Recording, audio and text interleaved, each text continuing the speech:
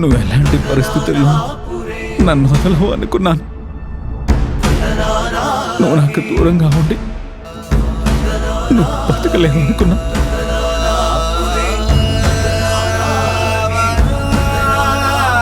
అలాంటిది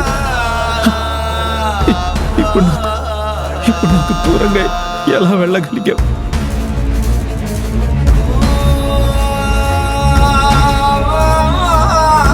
నువ్వు వెళ్ళిపోతే నేను బాధపడతానని నీకు తెలీదా?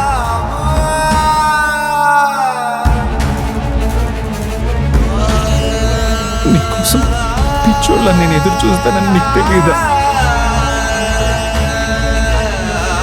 ఎందుకు చేశావు?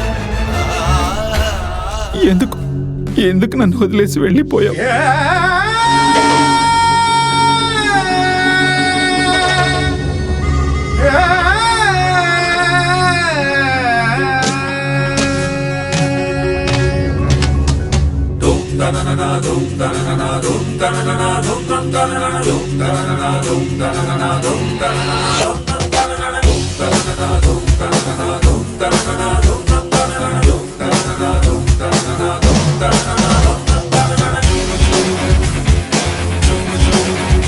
అమ్మా నీలవేణి, నువ్వు ఏదో కోల్పోయినట్లు కూర్చోకు. నిన్ను చూస్తుంటే నా గుండె తరుక్కుపోతుంది. నేను తారక్ సార్ని చూసే వరకు నేను మనశ్శాంతిగా ఉండలేనన్నా. ఎలా అయినా తారక్ సార్ని నేను చూడాలి. తారక్ సార్కి నేను ఇంట్లోనే ఉన్నాను అనే సంగతి తెలియాలి. ఎలా అమ్మా? చిన్నయ్య గారి గదిలోకి నన్ను కూడా వెళ్ళనివ్వడం లేదు.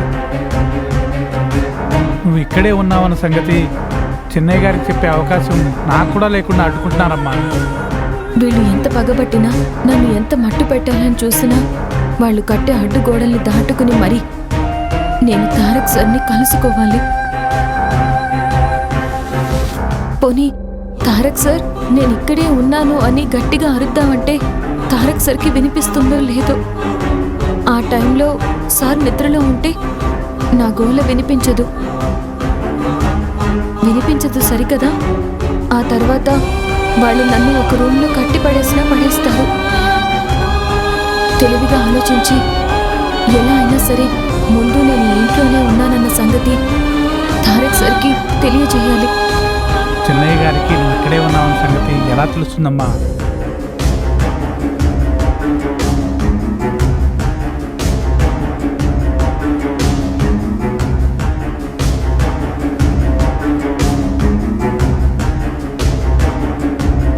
అన్నా, ఐడియా. ఏంటమ్మా? చెప్తాను.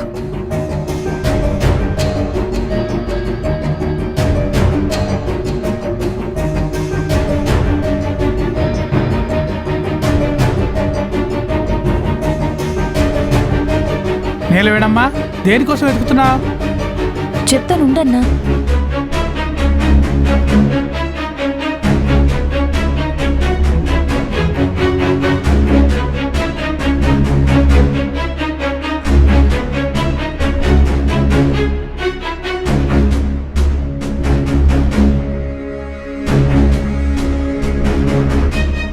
దీంతో ఏం చేస్తావమ్మా?